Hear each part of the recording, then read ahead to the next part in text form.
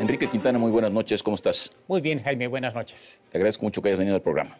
Al contrario, gracias por la invitación. Eres director editorial de El Financiero y un analista económico muy reconocido y muy leído. Bueno, eso dices tú. Eso digo yo con toda autoridad. Oye, bueno, el asunto que nos ocupa obviamente es el dólar. Empecemos por lo elemental. Teníamos el dólar a 13.50, lo tenemos a 16.70, creo que amaneció el día de hoy. Sí. Entonces, se disparó. Se disparó. Esto ocurrió porque el dólar se encareció prácticamente en todas partes. La devaluación ya anda arriba de 10%, un poquito más arriba de 10% en este año. En México, en el euro, por ejemplo, en Europa anda en 12%, en Brasil anda cerca ya de 20%. Es decir, el dólar se ha encarecido en todo el mundo. México tiene una economía abierta, sistemas financieros comunicados y se encareció también. Entonces, la paridad, digamos, peso-euro, ¿está similar? Está pareja, 18, poquito más de 18 No en ventanilla, no se ha movido en los últimos meses. Es un dato importante. Es respecto del dólar, todas las monedas. Así es, prácticamente todas. Ahora, el comportamiento, se decía que el comportamiento del peso había sido más o menos bien, había tenido un buen comportamiento hasta este año, que dejó de tener un buen comportamiento respecto del conjunto de las monedas y el dólar. Ajá. Mira, yo creo que es el efecto del dólar. Alguna vez Hacienda trató de explicar, me parece que fracasó. Decía, no se devaluó el peso, se encareció el dólar, lo cual es cierto. Cuando se hace este comparativo que decíamos, se ve que no se trata de un fenómeno local, sino de un fenómeno internacional. Entonces, poquito más, poquito menos, yo diría que somos parte de esta ola donde el dinero se está yendo a Estados Unidos. Esto es lo que está provocando que las monedas de países como el nuestro se caigan y que el dólar suba de precio.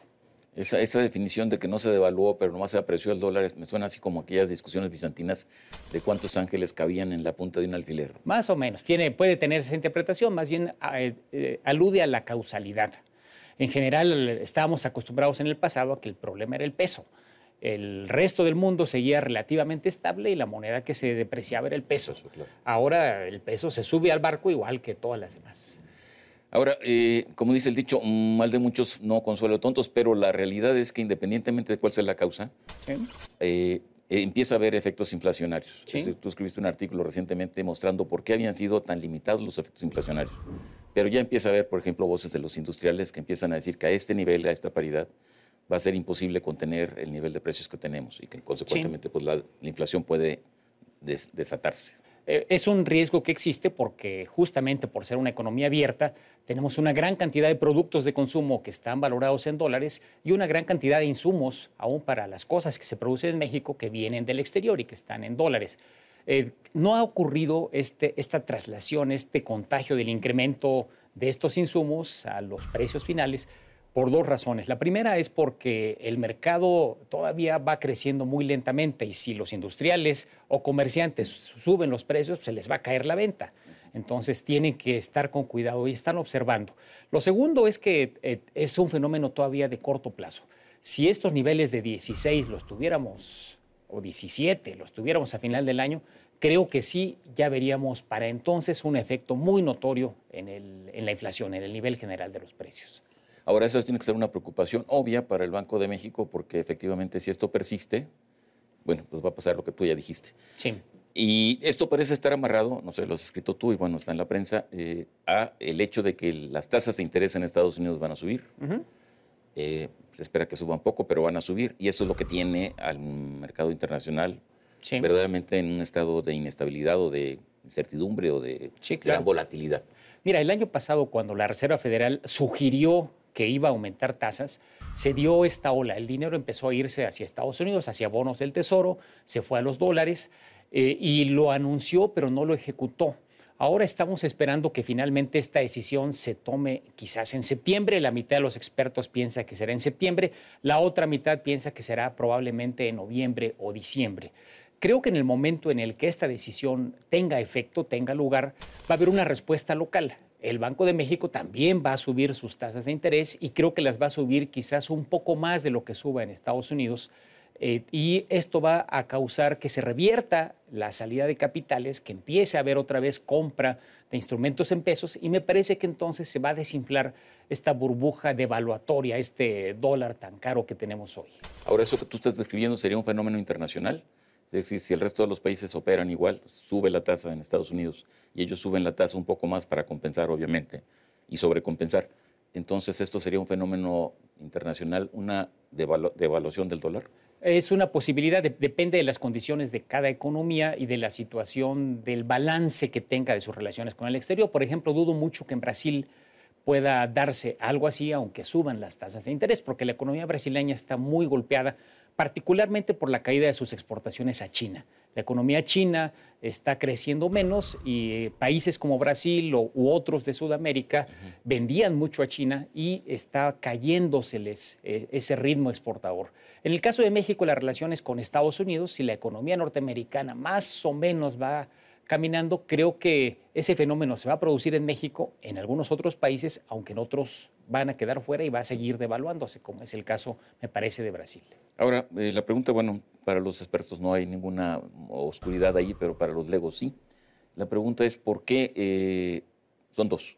La pregunta es por qué Estados Unidos va a subir las tasas de interés y la segunda es por qué no las ha subido ya o se está tardando tanto en subirlas. La economía norteamericana había caído, era el último dato que teníamos, 0.2% en el primer trimestre. Ya revisaron el día de hoy y ya sabemos que creció 0.6%. Okay. Pero de todas maneras es un virtual estancamiento.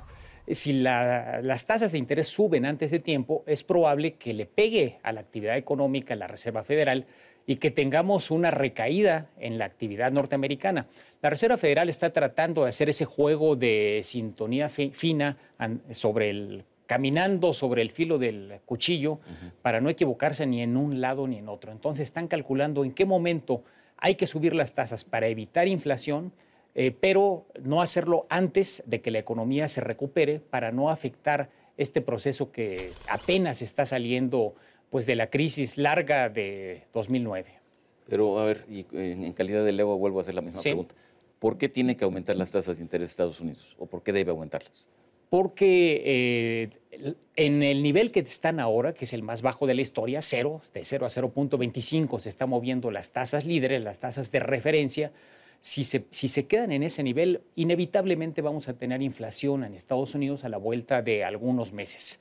¿Por qué razón? Porque es mucho el dinero que está en circulación en la economía y la actividad económica no creció como creció la cantidad de dinero en circulación.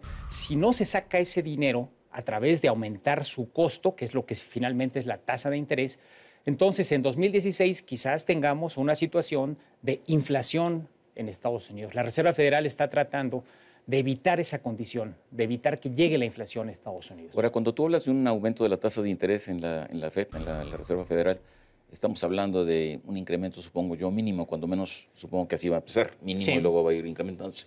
Entonces estaríamos hablando de que de un 0.25%. Un cuarto de punto se estima que será el primer ajuste y luego probablemente, de acuerdo a la mayor parte de los escenarios, será un cuarto de punto trimestral, quizás para terminar el 2016 con un ajuste de 1.25. En lugar del 0.25 que tenemos hoy, quizá terminen en 1,5% las tasas al final de 2016. Seguirán siendo muy bajas, pero este ciclo se ve como un ciclo largo. No pensemos que se va a quedar en 2016. 2017 y 2018 probablemente también tengan alzas en las tasas de interés para llegar a niveles, pues como han estado en muchas ocasiones, de 3 a 4% por tiempos largos. Ahora, me decías tú al inicio del programa, o antes de subir al programa, al foro, perdón, que la estrategia del Banco de México es ver lo que va a hacer Estados Unidos e inmediatamente responder a esto. Así es. Con una compensación, o sea, va a subir en 0.25 más algo para ser más atractiva la inversión en México. La pregunta del Lego es, ¿y por qué no lo hace desde ahorita? Si está esperando el 0.25, ¿por qué no lo hace el 0.25? Sí. Previene y cuando este venga, pues vuelve a subir y entonces esta paridad se puede empezar a controlar. Pregunto. Sí, creo que es para no equivocarse, tan simple como eso. El Banco de México no se quiere equivocar ni en el momento ni en el monto del incremento. Me parece que si el dólar se fuera arriba de 17, si estuviéramos viendo paridades de 18, por ejemplo, en las próximas semanas, creo que el Banco de México entonces sí tomaría cartas en el asunto y se adelantaría a la Reserva Federal. Mientras veamos estos niveles entre 16 y 17, creo que el Banco de México va a seguir a la expectativa y a esperar que las decisiones se tomen primero en Estados Unidos para luego responder a ellas. De hecho, hasta cambió su calendario de decisiones para que fueran poquito después de Estados Unidos. La próxima es el 21 de septiembre, 4 días después de que la Reserva Federal decida si es el momento de incrementar el dinero, el costo del dinero. ¿Y por qué 17 pesos es un tope, digamos, razonable? No es, digamos, un techo que no se pudiera cruzar, digamos, pero pensando en efectos inflacionarios, me parece que quizás una barrera psicológica, a veces así se asumen, como los 17 pesos, pudiera generar señales amarillas, focos amarillos, de que entonces sí, cuidado porque la inflación podría llegar más rápido y quizás Banco de México entonces sí tomaría decisiones para tratar de evitar la inflación en México. Bueno, Enrique, nos quedan prácticamente 2 minutos, entonces saca tu bola de cristal y dinos, una vez que la FED incremente el 0.25, supongamos, y el Banco de México incremente el 0.35, supongamos, ¿qué es lo que se espera que pase? Que baje el precio del dólar. Yo diría que... Imposible precisar cuánto. No, pero yo diría que no sería nada raro. De hecho, así está la mayor parte de los pronósticos de que llegáramos a final de diciembre con niveles entre 15.50 y 16, o sea, abajo de 16 pesos. De todos modos, es un dólar alto respecto de lo que teníamos, muy alto. Hay que acordarse, Jaime, que en 2009 llegamos a tener un dólar de 15. Luego se bajó y llegamos a los 11 pesos, incluso allá en 2011, pero hemos tenido altibajos. Entonces, un nivel, por poner una cifra, de 15.80, implicaría probablemente un 15% más arriba que los niveles de 13 pesos que llegamos a tener a principios del 2014. ¿Y esto lo se observaría como un fenómeno de largo plazo, es decir, como una tendencia a que el dólar todavía pudiera depreciarse más en México, o estaríamos hablando de algo que se estabilizaría? Mira, es incierto porque esta situación no la hemos visto en la historia. Depende la velocidad en la cual los capitales se vayan a Estados Unidos, qué tan atractivo sea México. Creo que no es factible hacer un pronóstico cierto. Lo que sí es un hecho es que me parece que el dólar no va a seguir subiendo al infinito, como algunos temen que pudiera darse. Se habla hasta de 20, no lo veo yo ahí. Yo creo que en el momento en que suban las tasas va a bajar el precio de la moneda norteamericana. Entonces sería septiembre, esta fecha, 21 de septiembre, fecha de la independencia real de México, ¿no? Más o menos sería la primera aproximación. 21 de septiembre hay que ponerlo en la agenda. Y si no, sería noviembre. Y si no, sería quizá Pero lo que noviembre. se da por descartado es que será este año. Sí, eso es un hecho. Ya la Reserva Federal lo dejó muy, muy claro. Y el incremento sería este cuarto. Un cuarto de punto, medio punto, digamos, en el caso extremo. Y me parece que en el caso de México, también en esos rangos, entre un cuarto de punto y medio punto será el incremento para pinchar esta burbuja de devaluatoria. Pues ojalá y seas profeta. Se nos acabó el tiempo. Enrique, Gracias. muchísimas gracias. Gracias. Gracias. En Contexto, buenas noches. Hasta la próxima semana.